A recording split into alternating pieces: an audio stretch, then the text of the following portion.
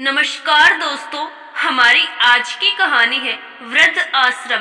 एक बार एक बुजुर्ग की तबीयत खराब हो गई और उन्हें अस्पताल में दाखिल कराना पड़ा।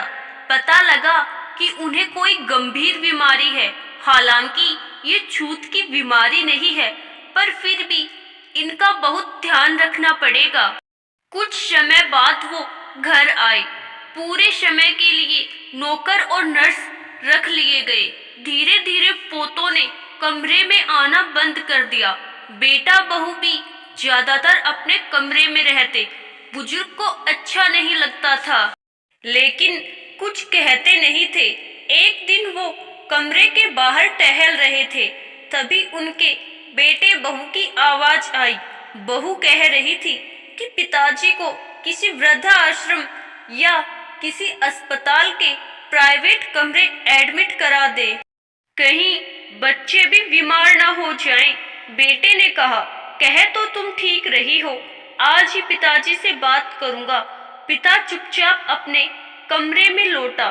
सुनकर दुख तो बहुत हुआ, पर उन्होंने मन ही मन कुछ सोच लिया। शाम को जब बेटा कमरे में आया तो पिताजी बोले, अरे मैं तुम्हें ही याद कर रहा था, कुछ बात करनी है। बेटा बोला, पिताजी मुझे भी आपसे कुछ बात करनी है, आप बताओ क्या बात है।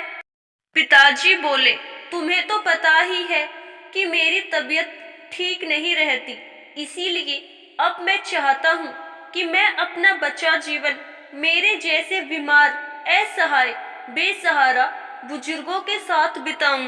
सुनते ही बेटा मन ही मन खुश हो गया कि उसे तो कहने की जरूरत नहीं पड़ी, पर दिखावे के लिए उसने कहा, यह क्या कह रहे हो पिताजी, आपको यहाँ रहने में क्या दिक्कत है। तब बुजुर्ग बोले, नहीं बेटे, मुझे यहाँ रहने में कोई तकलीफ नहीं, लेकिन यह कहने में मुझे तकलीफ हो रही है कि तुम अब अपने रहने की व्यवस्था कहीं और कर लो। मैंने निश्चय कर लिया है कि मैं इस बंगले को वृद्धाश्रम बनाऊंगा और असहाय और बेसहारों की देख रेख करते हुए अपना जीवन व्यतीत करूंगा। अरे हाँ, तुम भी कुछ कहना चाहते थे, बताओ क्या बात थी। और कमरे में चुप्पी छा गई। आशा करती हूँ दोस्तों, आपको हमारी आज की कहानी जरूर पसंद आई होगी। धन्यवाद।